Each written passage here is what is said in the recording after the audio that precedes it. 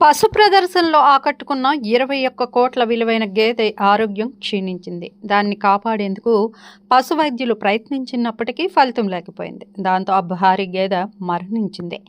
రాజస్థాన్లోని అజ్మీర్ జిల్లాలో ఈ సంఘటన జరిగింది. పుష్కర్లో ప్రతి ఏటా నిర్వహించే పశుమేళా అక్టోబర్ 30న గ్రాండ్గా ప్రారంభమైంది. 21 కోట్ల రూపాయల విలువైన భారీ గేదెతో పాటు ఇతర జంతువులు ఎంతో ఆకట్టుకున్నాయి.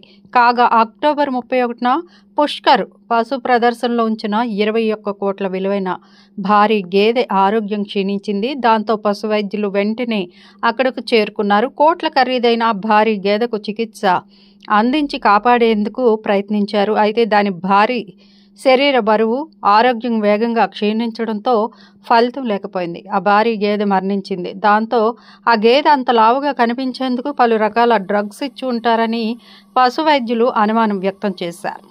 పశు జాతరను రోజు వేల సంఖ్యలో సందర్శించే జనం చనిపోయిన భారీ గేదెను చూసేందుకు ఎగబడ్డారు.